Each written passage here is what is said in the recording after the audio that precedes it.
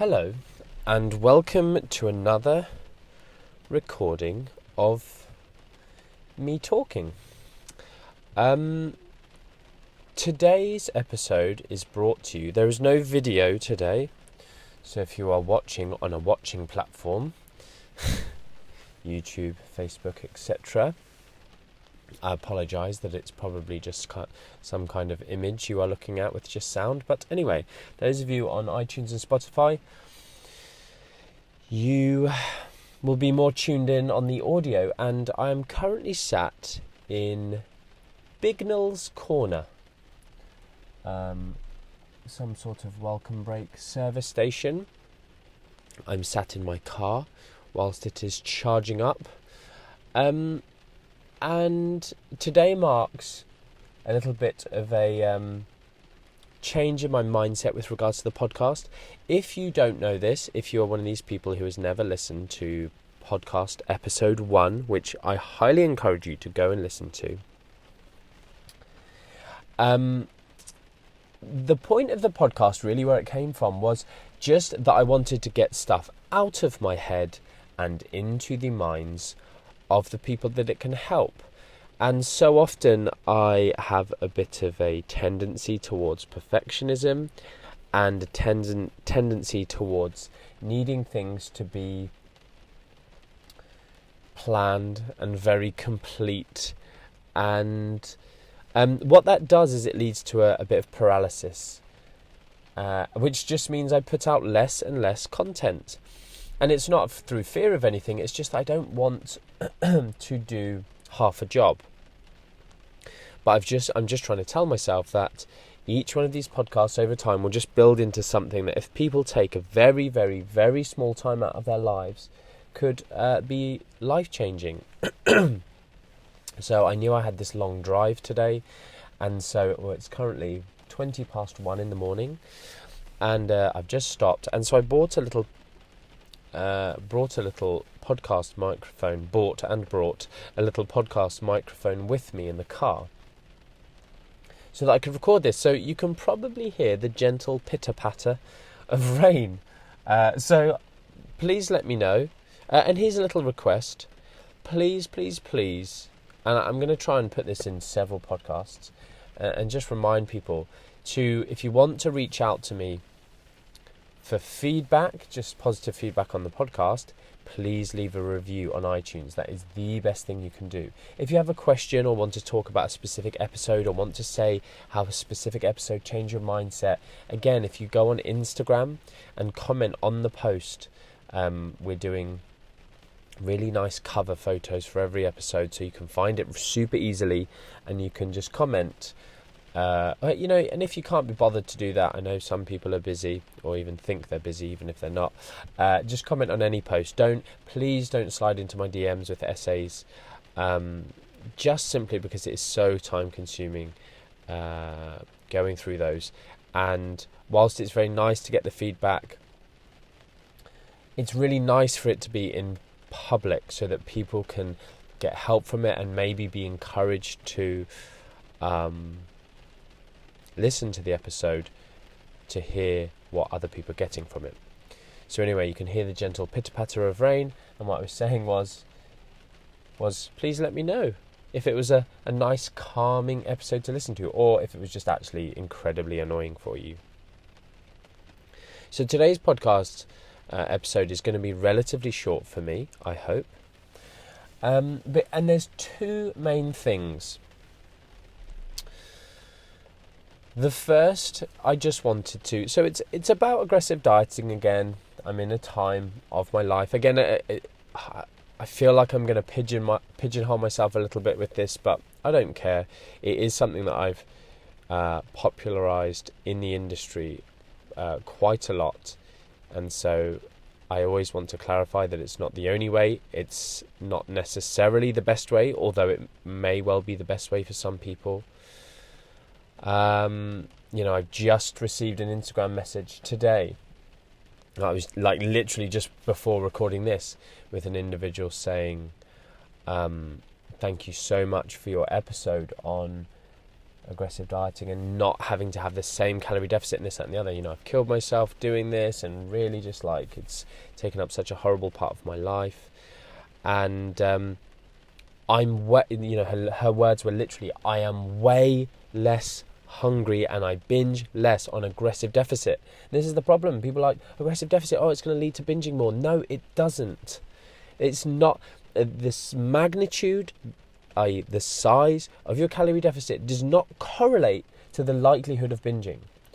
I've got this quote that you may have heard me say, and it's a bit repetitive me saying it, but it's your perception of restriction that dictates its impact. If you believe yourself to be restricting, if you believe things, you can't have things. The whole point with my method of aggressive dieting is you have this unconditional permission to eat anything. You have unconditional permission to change the size of your deficit from day to day, week to week. You have this multi-phasic strategy, different phases where you may have an entire week or two back at maintenance or a little surplus or a moderate deficit, whatever is suiting you at that time, to allow variety of food, taste, social life. These are the things that are impacted, and the restriction then leads to this concept that people talk about rebounding. Rebounding does not have to happen. It is not a thing. The size of your deficit is not going to cause you to be metabolically damaged or something silly like that. That is not evidence-based. At least two of the times I've done an aggressive deficit, I've gone from eating 1,000-ish calories per day, obviously undulating from day to day, and depending on whether I'm tracking or not. I'm currently not tracking my calories on this aggressive deficit. And I have gone to all-inclusive 5-star hotels with, constant 24 hours per day food. And I did not rebound. I put on a little weight, and this is the two things I want to talk about. Well, one of the two things I want to talk about today is understanding body weight around an aggressive deficit. I've spoken about this. In the first 10 days of my aggressive diet, I lost 10 pounds.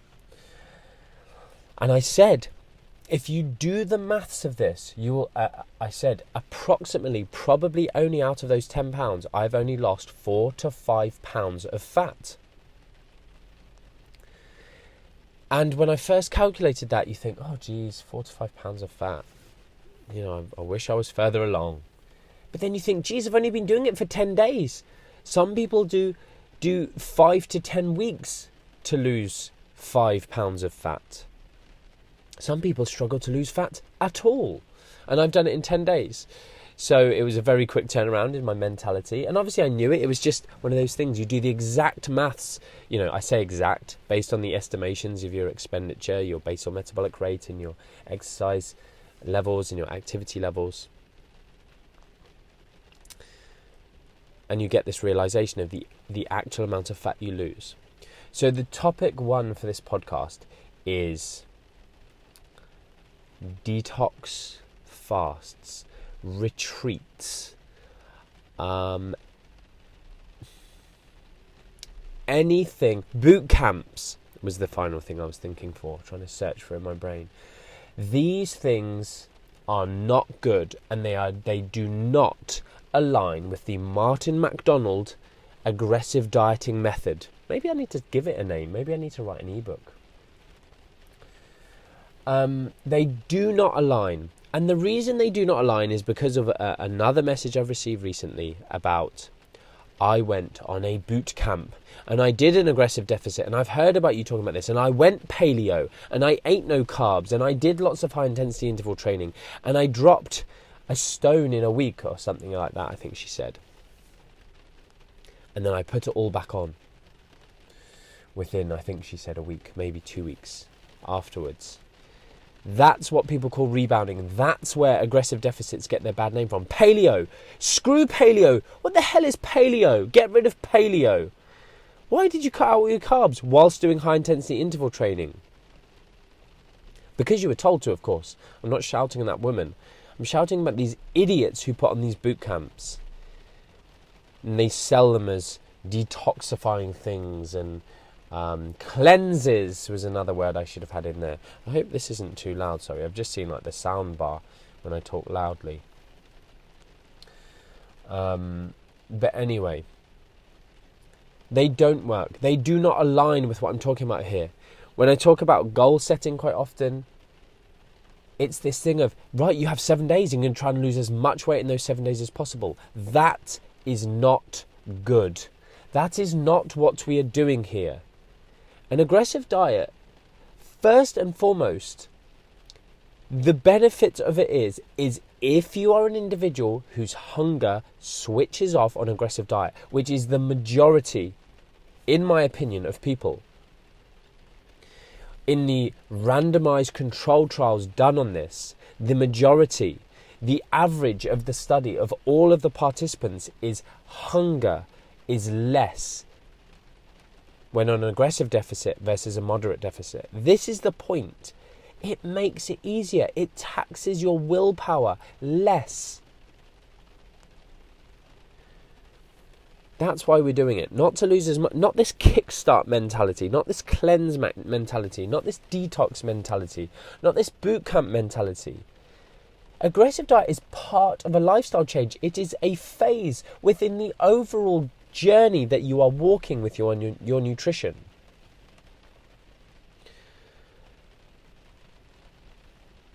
And having an understanding, when you start your Martin MacDonald method of aggressive dieting, you need to be in the place that I've spoken about before. You need to have a good relationship with food. You need to have good habits that you are going to go back to after this. You need to understand body weight and calorie deficits. Because when I go to these all-inclusive restaurants and I start eating back, and again, I'm not counting calories, I don't take scales with me, I'm just eating well. I'm piling my plate full of lovely cooked vegetables and salad and meat and chips and potato and rice, and then I'm having dessert, etc., etc., etc.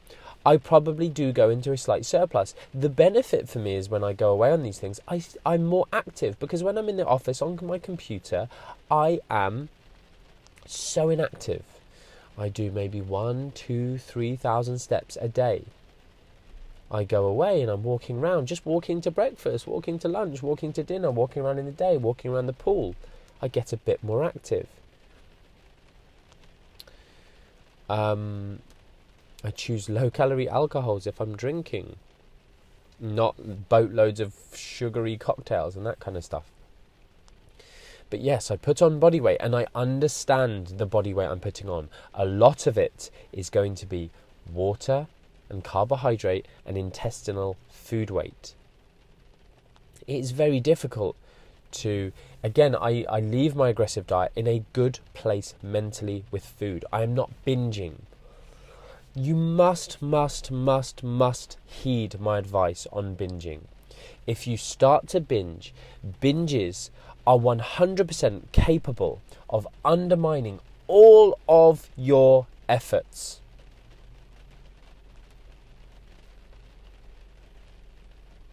Just replay that in your mind.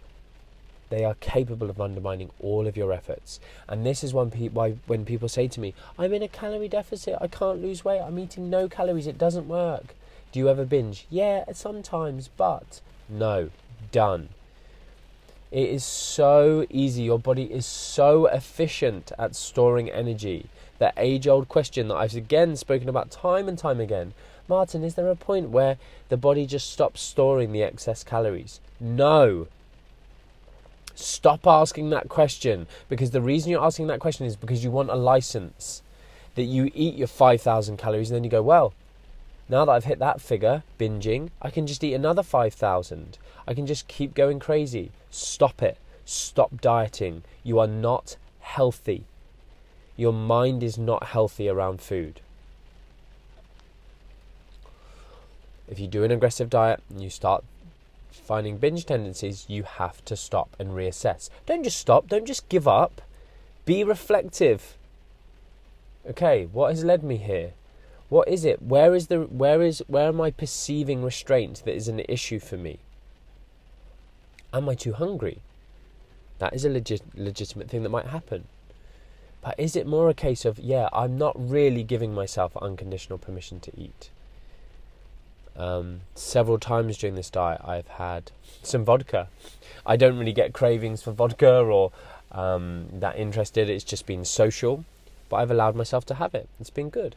Several times we've been sent sweets to the office and I've really wanted some, and I would have felt left out if I didn't have them. And so I had a few. But again, I've kept my environment good. I've kept them down in the office rather than in the kind of main office, rather than upstairs in the kitchen next to my private office, so that I'm not constantly seeing them. And again, there's a lesson here about environment setup.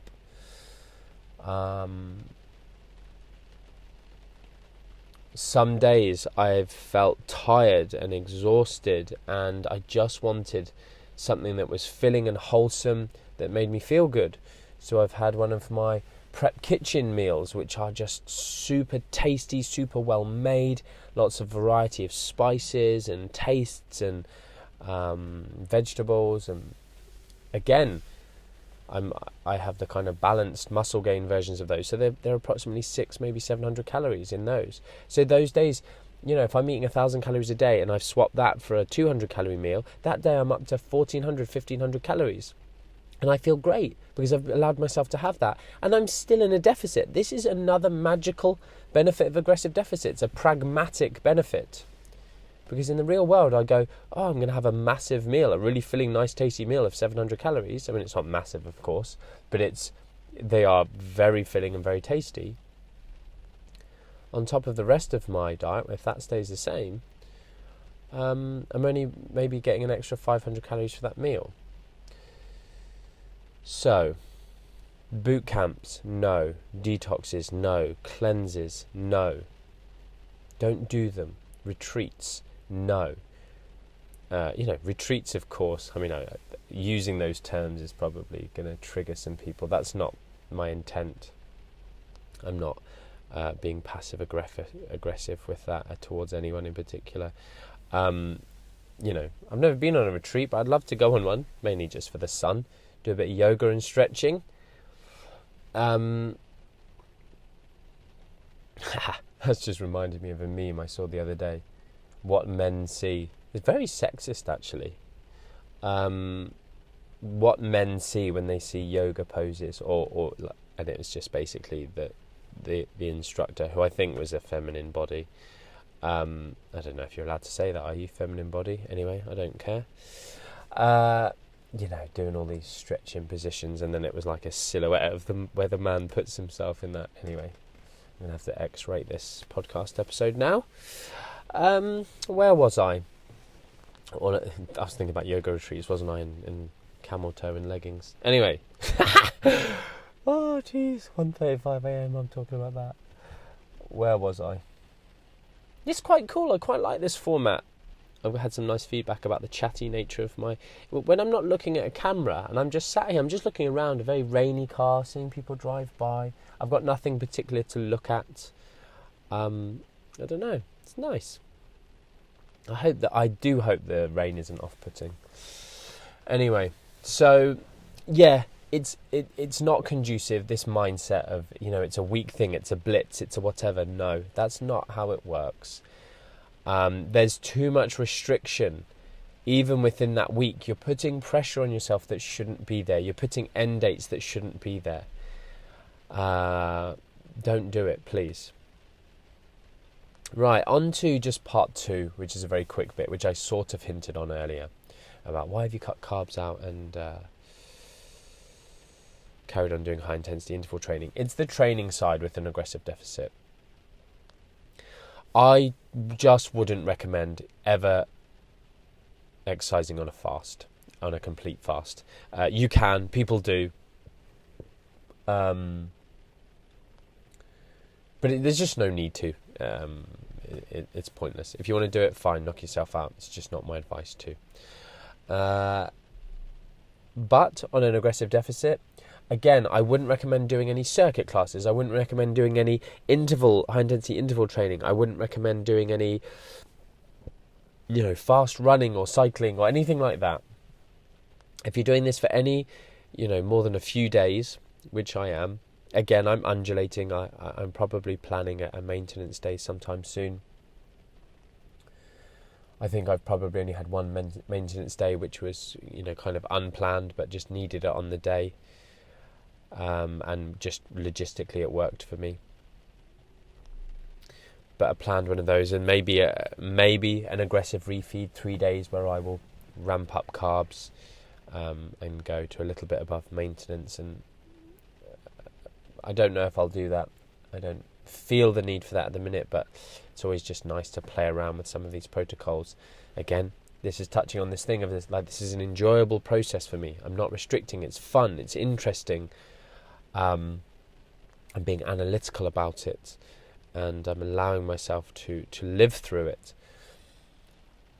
But yeah, realistically, what you want to be doing is dialing volume back. That your training wants to go back to the bare minimum. You're not wanting to be, there's a term overreaching, which some of you may have not come across. It's kind of overtraining. You probably will have heard of overreaching.